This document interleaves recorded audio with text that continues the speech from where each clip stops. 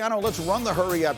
Packers, Eagles coming up this weekend. There's a lot of stuff here beginning with Jordan Love. Yeah, he hurt his right elbow Sunday, didn't come back into the game. Matt LaFleur said after that he could have, that they were playing it safe. And Jordan Love said after that he expected to be ready for this game next week. We'll see how the practice week unfolds. But as of now, I don't get the sense that there's high concern for Jordan Love missing this game. Unfortunately, one of his wide receivers, Christian Watson, will miss this game. He suffered a torn ACL in Sunday's game, so he's obviously out for the year and has a long recovery ahead of him. The Packers have a lot at wide receiver, but they and a lot of their opponents believe that Christian Watson is different, that he's a field stretcher, and that will remove something in terms of what they're able to do on offense. So tough break for him, obviously, and for them. And then we talked about this last week. Jalen Hurts, still in the concussion protocol, has not practiced since leaving that game against Washington on December 22nd.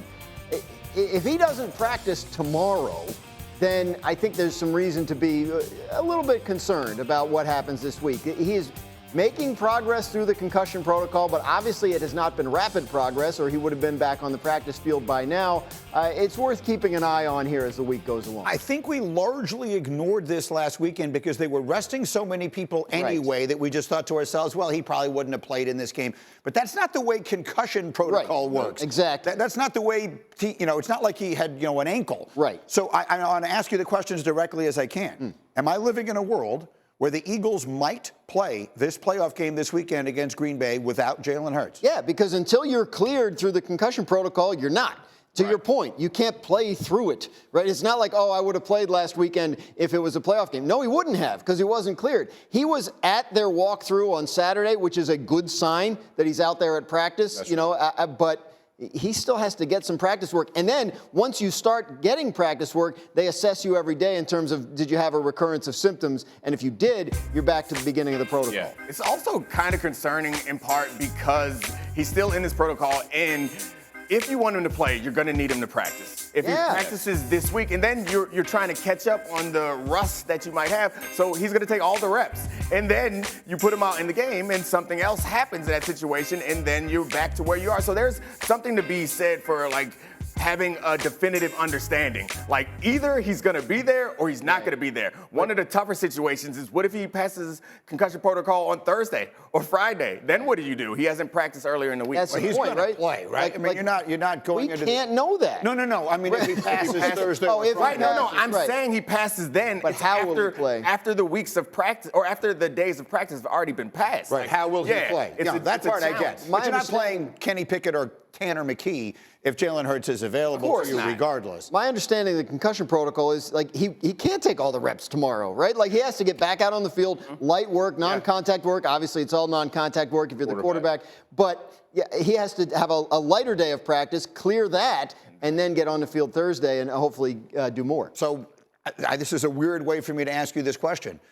How big a deal should I be making of this right now in my mind as I'm considering this game? A massive deal. I mean, this is the difference between, you saying, hey, this is the best team in the NFC, and this team could be eliminated week 1 of the playoffs. It is a massive change. So when you think about Jalen Hurts and what this offense is and his ability to run the ball, let's not miss the fact that tush push, all the different things they can do in the red zone, it's all predicated on him taking hits. There is no play in football where the quarterback runs, he's not getting hit. So all of that matters. It is a massive deal. It's a massive point of interest, not only for Eagles fans, but for the NFC as a whole. This is a team that is loaded to bear when they're healthy. Missing your quarterback because of a concussion is a massive deal this late. The point that you were making there about how their offense is also designed around, it's not an offense where you can say, we'll just call less or fewer quarterback design runs. No, this offense is predicated. It got its launch even pre-Saquon Barkley because of his ability to run the ball and not slide. His ability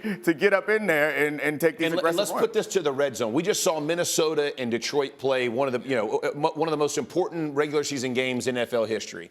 Their red zone is what is the only difference in those two teams, right? That Sam Darnold couldn't complete a pass in the red zone. Now you're taking away what Philly does in the red zone that makes them so effective and so efficient. That's a massive It's not just red zone. It's red zone and 4th and short. Right. Well, That's a great big I'm deal. bringing that up because it ties into this. It's That's like right. red zone is his running ability. Fourth and down. short That's right. is also his ability to put his head down and drive the pile, which is dangerous. So I got to tell you, I was looking at the screen a minute ago. We had our analytics, and again, they take into account every number. They can't tell you what's going to happen, but they're usually pretty close to right. They only give the Eagles a 51% chance to win the game. Oh, it's a pick 'em. That would equate, but that's not what it is at ESPN Bet. Embo, was that bet up to 5 yesterday? Boosted, baby. Boosted, baby. 4.5. I mean, our analytics are basically saying this is a toss-up game. Yeah. Do you see it that way? Absolutely. Because of the Jalen Hurts. If Jalen Hurts had come in, all else being equal, and he's feeling good, I would have said the Eagles, no doubt. I think they're the best team in the NFC. It is a problem when you're talking about your starting quarterback not practicing the week of the playoffs. Packers play good defense, especially against the run. Like, this isn't an easy game for this is a Packers team that won a playoff game last year. Yeah. So if they're healthy, if their quarterback's playing, then The I would not Watson injury, overlook though, them. is going to be massive for them, too.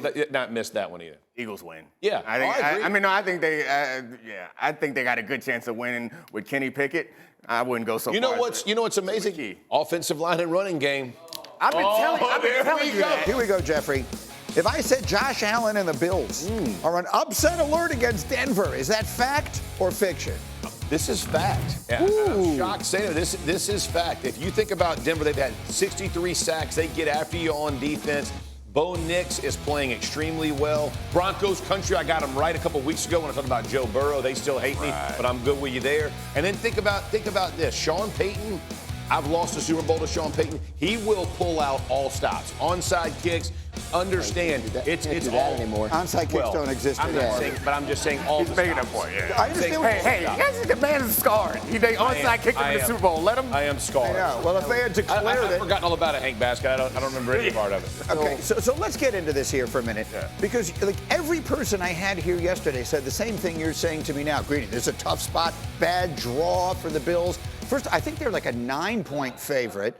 Second of all, the last 2 weeks before this, they just pitched a shutout. This Denver defense, everyone's telling me, is so good. And look, I have great respect for their season, their coach, and everything. Everyone's telling me how great this defense is. They just played against no one. Kansas City would have That team was not forfeited that trying to win the game. The previous 2 weeks, they gave up over 30 points to the Chargers and to Cincinnati. I know Cincinnati will score points. You telling me Josh Allen isn't going to put up points against this team? 63 sacks. How many of those were against a guy who's 6'5", 250? We're not trying to dig. run? We're trying not to dig too deep in those numbers, Ross. This is TV, okay? It's I'm TV. just saying, we can get Hembo to run those.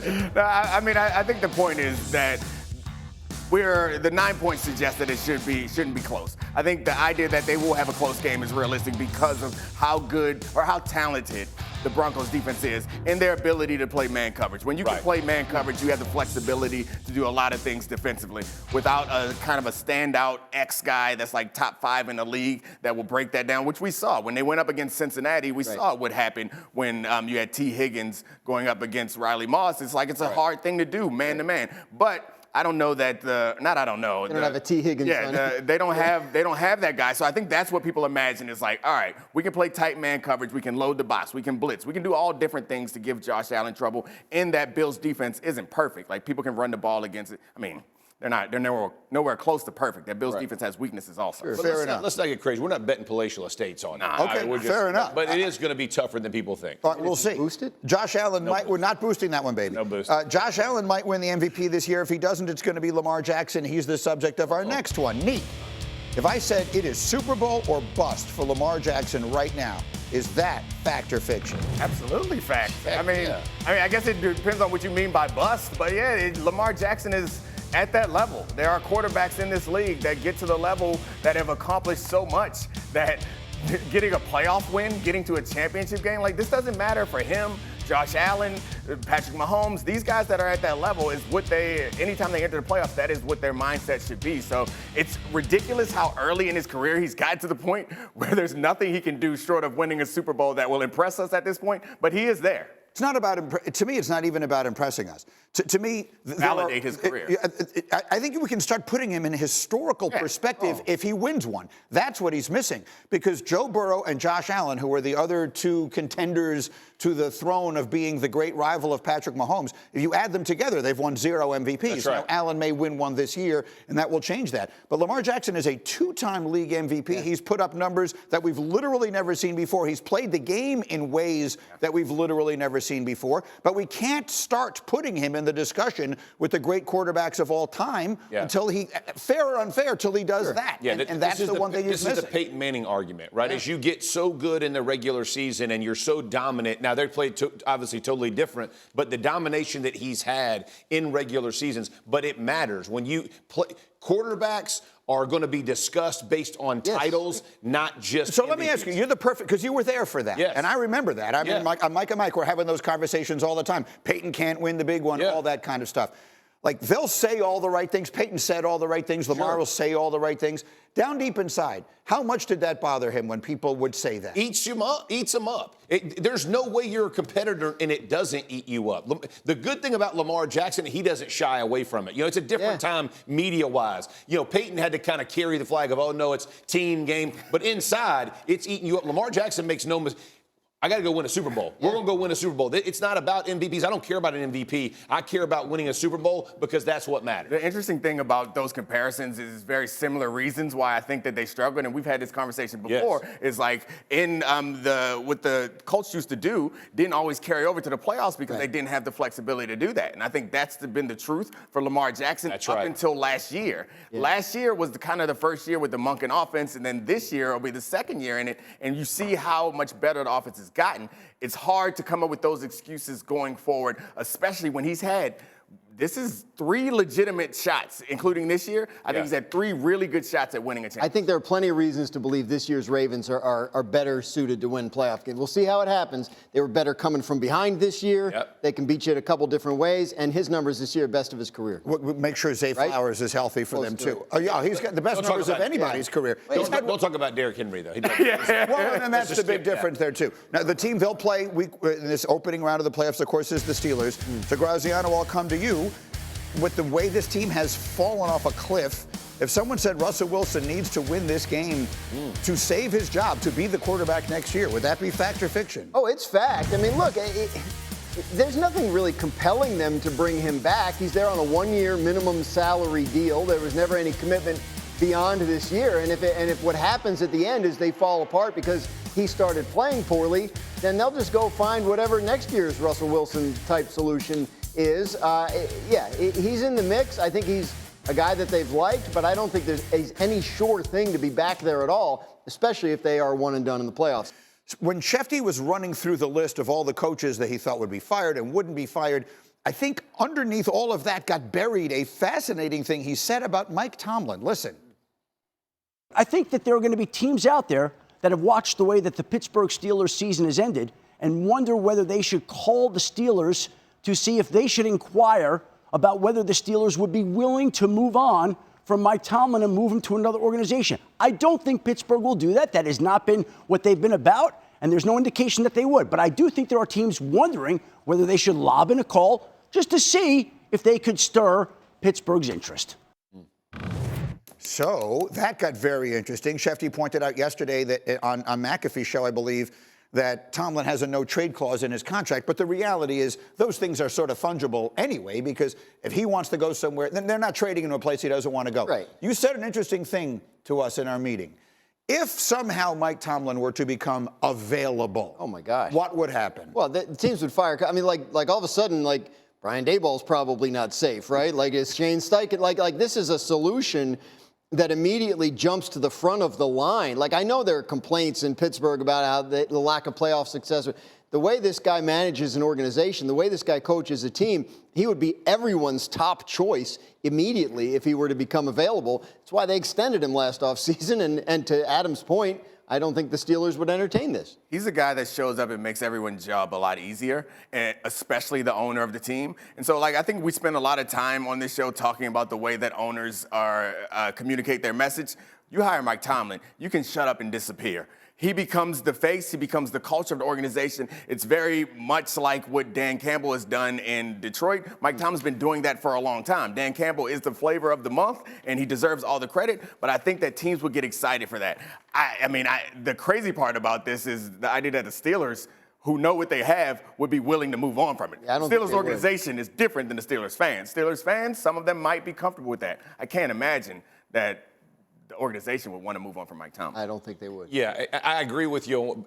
From a fan's perspective, the way this is playing out is getting old. Yeah. That's the problem. Fans are fanatics for a reason. They love their team, and you haven't won anything in a long time. But let's frame it in the right way. The last time I thought they were really competitive playoff-wise was Ben Roethlisberger. I think they started 11-0 or something like whatever that year was. They lost all the rest of their games and lost their first. And they were throwing like 2-yard passes that somebody would go.